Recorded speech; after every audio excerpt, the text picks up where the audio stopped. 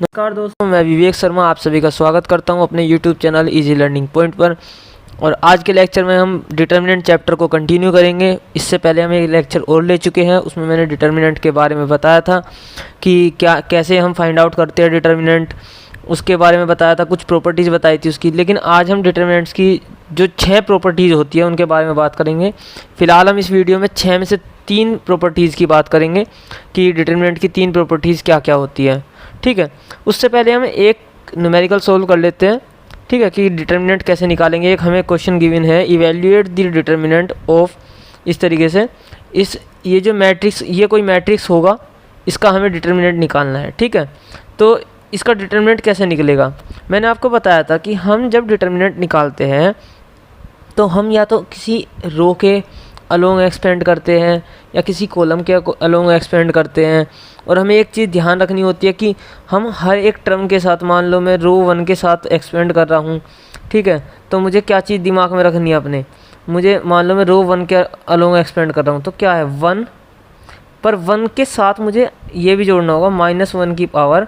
और ये कौन सी नंबर की टर्म है, 1 1, फर्स्ट कॉलम और फर्स्ट रो फर्स्ट कॉलम, हमारा ये जो एलिमेंट है ये हमारा A11 एलिमेंट है। ठीक है, तो इसलिए इसके साथ क्या लिखते हैं हम 1 + 1। वैसे सिंपल वे में मैंने आपको बताया था कि ध्यान रखना कि अगर इवन है, अगर हमारा I + J इवन है तो आप सिंपली +1 लगा देना। और अगर ओड है यहाँ पे, क्योंकि ये क्या कौन सी टर्म है हमारी, A12 टर्म है ये, यानी कि फर्स्ट रो और सेकंड कॉलम की टर्म है, तो हम इसके साथ जब भी लगाएंगे तो माइनस लगाते हैं, इसके साथ फिर प्लस लगाएंगे। तो मैंने ये जो न्यूमेरिकल लिया है इसका मेन रीज़न ये है कि मैं आपको बता सकूं कि हमें आसानी कैसे होगी कि हम किसके अलोंग एक्सपेंड करें। तो आप सबसे पहले ये ध्यान रखना कि आप जो आपको डिटर्मिनेंट जिसका निकालना है, जिस मैट्रिक्स का, उसमें ध्यान दो किस रो में या किस कॉलम में सबसे ज़्यादा जीरो है। तो हम देख सकते हैं इस थर्ड कॉलम में सबसे ज़्यादा जीरो है, 2 जीरो है। तो इसके अलोंग जब हम इसको एक्सपेंड करेंगे तो हमें सबसे ज़्यादा आसानी होगी इसके अलोंग एक्सपेंड करने में। ऐसा क्यों होगा, इसलिए होगा कि जब हम एक्सपेंड करेंगे तो देखो इसके अलोंग मैं एक्सपेंड कर रहा हूँ तो सबसे पहले लिखूँगा 4, फिर मैं इस रो को, इस कॉलम को और इस रो को छुपा लूँगा। ठीक है, इसकी जो सामने वाली हमारी रो है इसको छुपा लूँगा। सही है, अब बचा क्या हमारा ये, तो इसको लिख लिया यहाँ डिटर्मिनेंट में। सही है, ये किया। फिर उसके बाद हम क्या करेंगे, हम इस कॉलम का नेक्स्ट एलिमेंट देखेंगे, क्या है 0। ये कौन से पे है नंबर पे, ध्यान रखना है प्लस माइनस का साइन। ये हमारी थी A13 टर्म, तो यानी कि ये जब मैं इन दोनों को ऐड करूँगा तो पूरी प्लस क्या आएगा, इवन आएगा, तो इसलिए यहाँ पे हमने प्लस लिखा। ये 0 कौन सी टर्म है, ये हमारी A23 टर्म है। तो देखो इन दोनों को ऐड करो 5, वो है ओड, इसलिए इसके आगे माइनस लगाया। वैसे इससे कोई अभी मुझे फ़र्क नहीं है क्योंकि यहाँ पर 0 है, तो आप ध्यान देना। अगर इसके साथ में ये 0 लिखी मैंने यहाँ पर, फिर इस रो कॉलम को और इस रो को छुपा लो, जो एलिमेंट बचे उनका डिटर्मिनेंट यहाँ लिख दो। ठीक है, ऐसे ही अगला करो, अगली 0 +0 लिखी और इस कॉलम को छुपा लिया, इस रो को छुपा लिया। ठीक है, जो बचे वो एलिमेंट यहाँ लिख लिए। ठीक है, इसके अलावा फिर हमें पता ही है कि हम डिटर्मिनेंट कैसे निकालते हैं।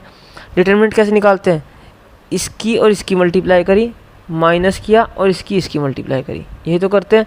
तो देखो 4 तो ये रहा, अब -1 इंटू -1 कितना आया, -1, फिर 4 इंटू 3 कितना आया, 12। और हमें पता है कि क्या करते हैं हम, इन दोनों की मल्टीप्लाई करके, पहले इन दोनों की मल्टीप्लाई करके माइनस लिखते हैं, ये रहा, फिर इन दोनों की मल्टीप्लाई करते हैं। ठीक है, तो वही चीज़ हमने यहाँ पे की। अगला क्या था, अगले में क्या था, 0 था यहाँ पे, तो चाहे यहाँ पे कोई भी वैल्यू आए तो वो 0 ही आएगी। यहाँ पे भी 0 है, कुछ भी वैल्यू आए 0 ही आएगी। तो हमें यहाँ इसलिए आसानी हो जाती है, जहाँ पे सबसे ज़्यादा 0 होते हैं जिस रो में या जिस कॉलम में, उसके अलोंग एक्सपेंड करो। ठीक है, तो सिंपल आंसर आप निकाल सकते हो कैलकुलेशन करके। अब हम प्रॉपर्टीज़ पढ़ते हैं। मैं 3 प्रॉपर्टीज़ इस वीडियो में बताऊंगा, 3 प्रॉपर्टीज़ अगली वीडियो में, क्योंकि फिर वीडियो बड़ी हो जाती है ज़्यादा। ठीक है, तो पहली प्रॉपर्टी क्या कहती है, अगर मान लो मुझे कोई मैट्रिक्स गिवन है, ए मैट्रिक्स, ठीक है, मैं इसी को ही ले लेता हूँ ना, यहाँ पे ये जो हमारा डिटर्मिनेंट है ये ही मान लेते हैं, कोई मैट्रिक्स गिवन था।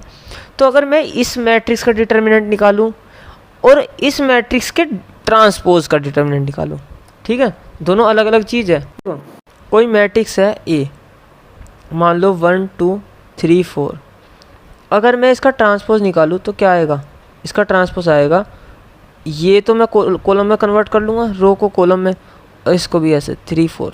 तो देखो दोनों चीज़ें अलग अलग है। अगर मैं मैट्रिसेस की बात करूँ तो दोनों मैट्रिस अब बराबर नहीं है, लेकिन जब मैं इनका डिटर्मिनेंट निकालूंगा दोनों का, तो दोनों का डिटर्मिनेंट बराबर आएगा। कहने का मतलब ये है, पहली प्रॉपर्टी ये कहती है the value of determinant remains unchanged if it's rows and column are interchange.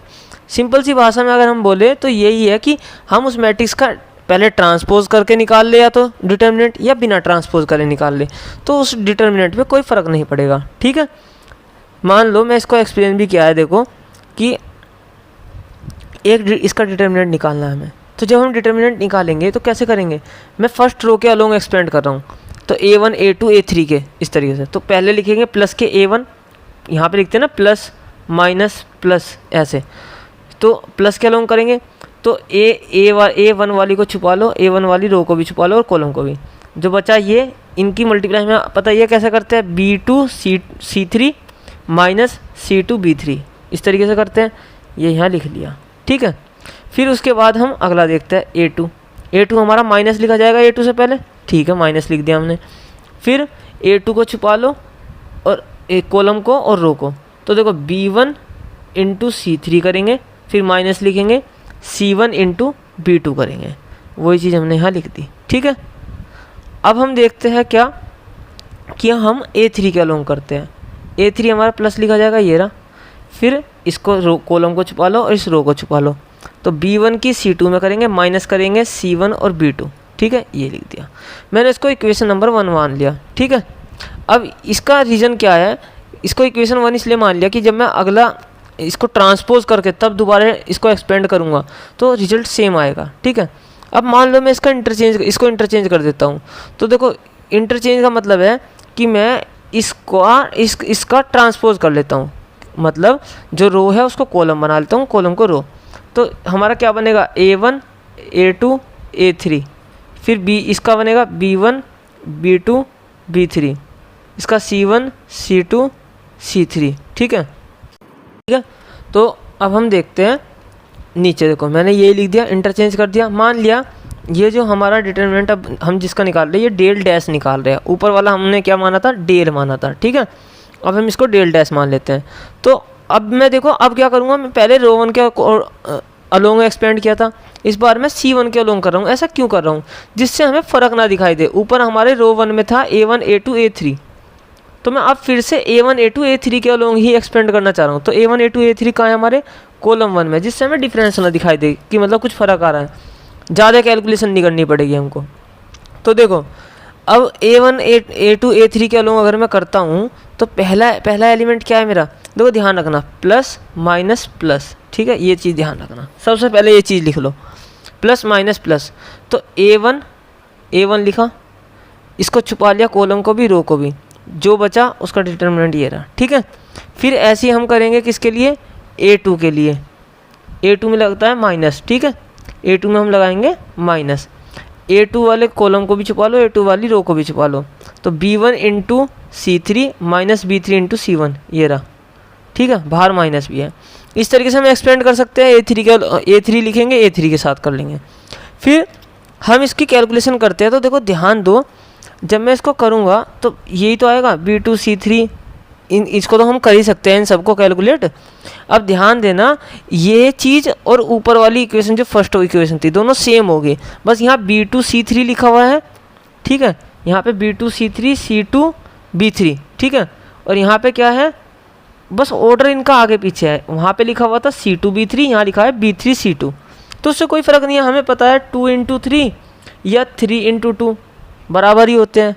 तो देखो दोनों की वैल्यू हमारी सेम आई ट्रांसपोज करने के बाद भी।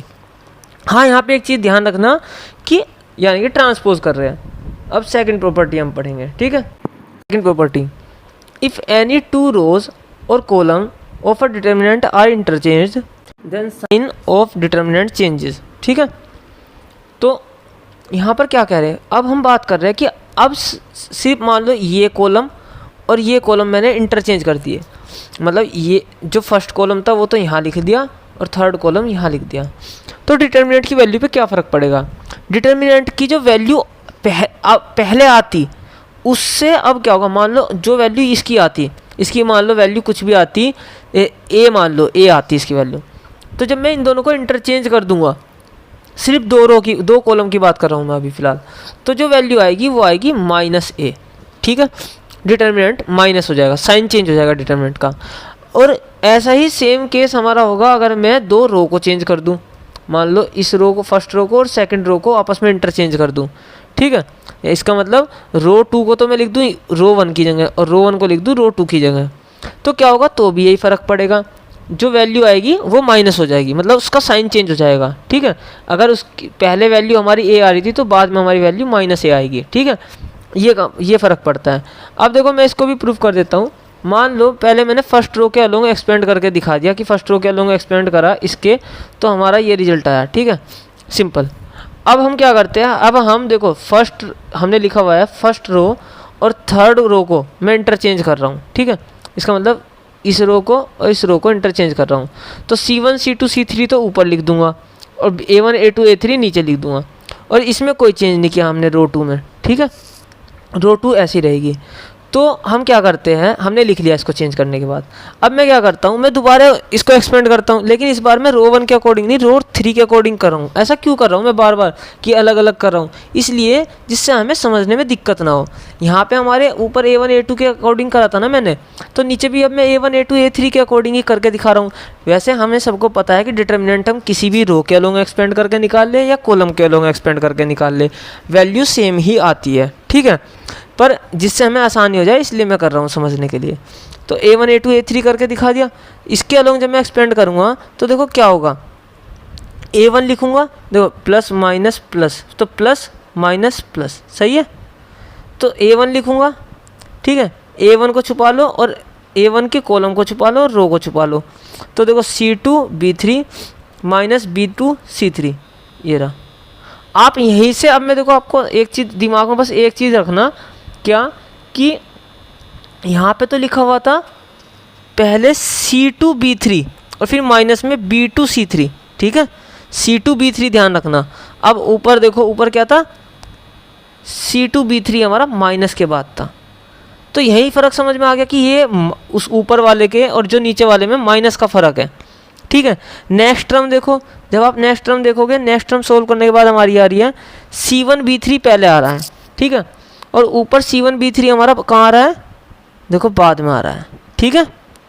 ऐसे ही आप नीचे देखो अगली टर्म में, मैं एक एक टर्म से समझा रहा हूँ जिससे आसानी हो जाए, ठीक है। A3 के साथ देखो पहले यहाँ आ रहा है C1 B2 और यहाँ आ रहा है C1 B2 हमारा बाद में माइनस साइन के बाद। तो सिंपल सी बात है, अगर मैं माइनस कॉमन ले लेता हूँ इस नीचे वाले में से, इसमें से माइनस कॉमन ले लूँ, तो हमारा क्या आएगा, बिल्कुल सेम टू सेम ऊपर वाला बन जाएगा, ठीक है। तो हमने माइनस कॉमन लिया और बिल्कुल ऊपर वाला हमारा डिटर्मिनेंट की वैल्यू निकल के आ गई।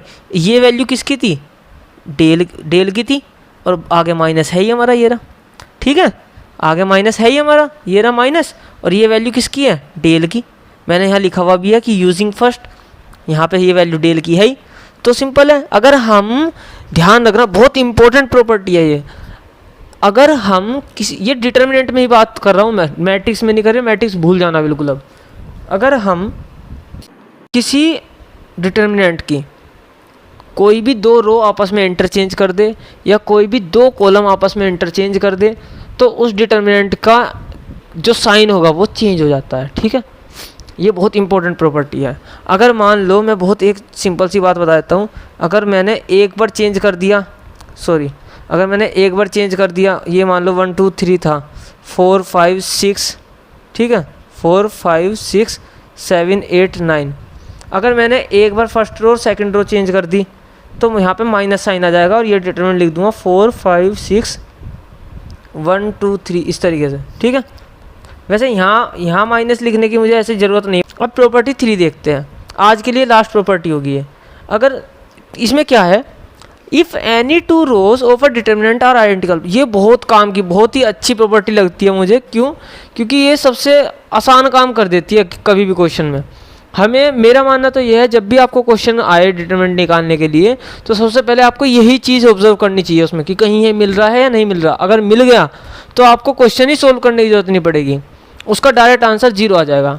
अगर आपकी कोई भी 2 रो या कोई भी 2 कॉलम ध्यान से सुनना, कोई भी दो रो या कोई भी दो कॉलम सेम हो, बिल्कुल सेम एग्जैक्टली, ठीक है, तो उस डिटर्मिनेंट की वैल्यू 0 हो जाएगी, ठीक है। अब देखो जैसे इसमें ये रो 1 और रो 2 सेम है, ठीक है, रो 1 और रो 2 सेम है, तो इस डिटर्मिनेंट की वैल्यू 0 होगी 100%। मैं इसको प्रूफ करके दिखा देता हूँ। क्यों? मान लो, अब इसका प्रूफ देखो बहुत आसान है। अगर मैं इस रो को और इस रो को इंटरचेंज करूँगा तो हमें कुछ फ़र्क दिखाई नहीं देगा क्योंकि सेम टू सेम है, पर मैंने इंटरचेंज करी रो 1 एंड रो 2, और हमें अभी सेकंड प्रॉपर्टी से पता था कि जब हम दो रो या दो कॉलम चेंज करते हैं, इंटरचेंज करते हैं, तो डिटर्मिनेंट की वैल्यू का साइन चेंज हो जाता है, यानी कि डिटर्मिनेंट का साइन चेंज हो जाता है। तो हम क्या कर रहे हैं, देखो मैंने चेंज करा a1 a2 को, मान लिया ये डेल डैश था, ठीक है, लेकिन डेल डैश जो हमारा आया वो तो सेम टू सेम, ये तो हमारा डेल के इक्वल है, लेकिन प्रॉपर्टी क्या कहती है कि साइन चेंज होना चाहिए, तो डेल और माइनस डेल दोनों बराबर होंगे, ठीक है भाई। ये माइनस डेल है सही मायने में, क्योंकि हमने दोनों रो को इन्हें इंटरचेंज किया तो ये माइनस डेल के बराबर आ गए क्योंकि ये वैल्यू डेल की थी। लेकिन ये जो हमारे लेफ्ट हैंड साइड आई है, ये लेफ्ट हैंड साइड तो हमारी सेम टू सेम किसकी है, डेल की, तो इसका मतलब del equal to minus del. अब देखो del equal to minus del है तो माइनस डेल को दूसरी साइड लेके चले जाओ, ठीक है, 2 डेल इक्वल टू 0, यानी कि डेल इक्वल टू 0। तो अगर ऐसा होता है तो वो वैल्यू 0 हो जाएगी। मैं एक एग्जांपल लेता हूँ, मान लो कोई भी छोटा सा एग्जांपल लेता हूँ, ठीक है, a इक्वल टू डिटर्मिनेंट लेता हूँ मैं ऐसे 1 1 1 1 1 1 2 3 6, ठीक है, ये ले लिया मैंने। अब मैं इसको सोल्व करके दिखाता हूँ कैसे होगा। इसको सोल्व कैसे करेंगे, मैं फर्स्ट रो के अलोंग कर लेता हूँ इसको एक्सपेंड, कोई दिक्कत नहीं है। तो 1 1 इंटू क्या आएगा 1 इंटू 6, ठीक है, तो क्या आ गया 6 माइनस इसकी मल्टीप्लाई क्या आएगी 3, फिर हम लिखेंगे क्या -1, ठीक है, -1 लिखा, तो 1 लिखने की तो मुझे ज़रूरत नहीं है।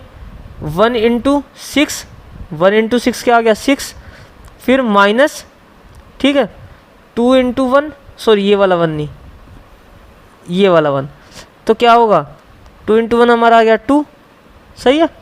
तो और ये वाला 1 प्लस 1 लिखने की मुझे ज़रूरत नहीं है, तो 1 इंटू 3 माइनस 2 इंटू 1 क्या आ गया 3 माइनस 2।